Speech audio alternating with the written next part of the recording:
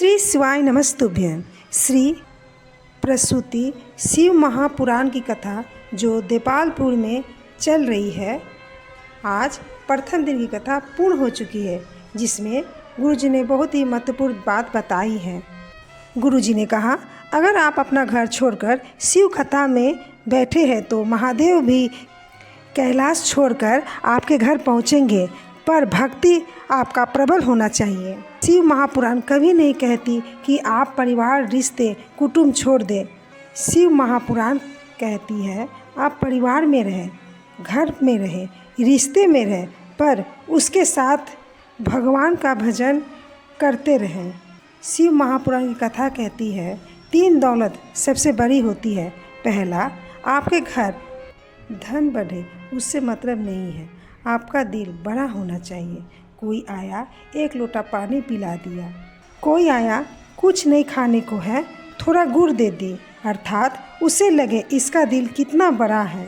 दूसरा, आपका दिमाग ठंडा होना चाहिए। यदि किसी भी चीज़ को हम तेज़ आंच में भून लें, तपा लें, उसके बाद उसे बोए तो पौधा नहीं निकलेगा, और यदि बीज को बिना तपे ही बोएंगे तो पौधा निकलेगा। उसी तरह जब आपका मन बुद्धि ठंडा होगा, क्रोध में तपी नहीं होगी, तो हमारे मन में परमात्मा प्रवेश कर जाएंगे। तीसरा, अपनी वाणी को मीठा रखिए। यह दुनिया की सबसे बड़ी दौलत है। जितना मीठी वाणी रख सकते हैं रखिए, जितना श्रेष्ठ की वाणी बोल सकते हैं बोलिए। कोई वाणी ऐसा ना निकले जिससे किसी की हृदय को ठेस पहुँचे। गुरुजी ने कहा, कोई आपको गाली दे, अपशब्द कहे, आप केवल उसके सामने मुस्कुराए, भजन करें, तेरा तुझको अर्पण क्या लागे मेरा। गुरुजी ने कहा, साँस भी अगर गाली दे रही हो, पलट कर जवाब ना दे, बस मुस्कुराए और भजन करे। वह बूढ़ी माँ कितनी देर अपशब्द कहेगी, कितना ताना देगी, धीरे धीरे चुप हो जाएगी। जैसे जैसे आप उन्नति की सीढ़ी में चढ़ेंगे, धन आएगा, वैसे ही आपको अपशब्द, गालियाँ, ताने मिलना प्रारंभ हो जाएंगे। पूजा पवार जी उज्जैन से पत्र लिखी। उनकी 2 बेटी है, एक 13 साल की, दूसरी 11 साल की। लोग ताने देते थे, बेटियां हैं, बेटा नहीं है। डॉक्टर ने भी मना कर दिया तो उन्होंने पशुपति व्रत किए। तीसरा सोमवार का दिन था, उनका गर्भ ठहर गया। वह अपने पुत्र को लेकर कथा सुनने आई। श्रीमती सुनीता विनोद व्यास जी ने पत्र लिखी। उनकी बेटी का बेटा को टाइफाइड हुआ था, तबीयत ज़्यादा बिगड़ गई। उसे शाम को जोरदार झटका आया, वह बेहोश हो गया। अस्पताल में उसे आईसीयू में रख दिया।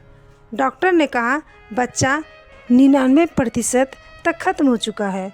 रात भर उनके परिवार के लोग शिव जी का मंत्र जाप किए। शिव जी पर चढ़ा एक बेलपत्र उसके सिर के पास रख दिए। सीहोर का रुद्राक्ष भगवान शिव पर चढ़ाकर उसका पानी तुरंत पिलाए। रुद्राक्ष को रात भर रखने का समय भी नहीं था।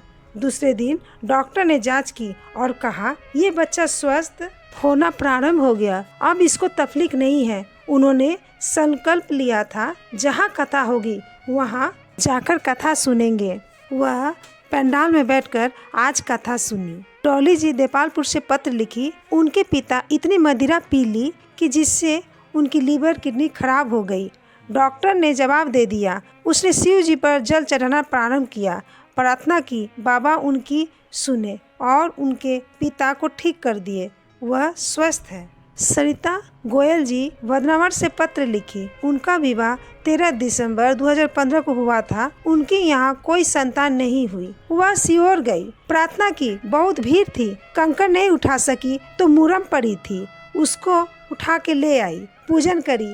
1 फरवरी 2023 को एकादशी के दिन उनके यहाँ पुत्र पैदा हुआ। एक महिला ने पत्र लिखी, वह देपालपुर से है। उन्हें संतान का सुख नहीं था।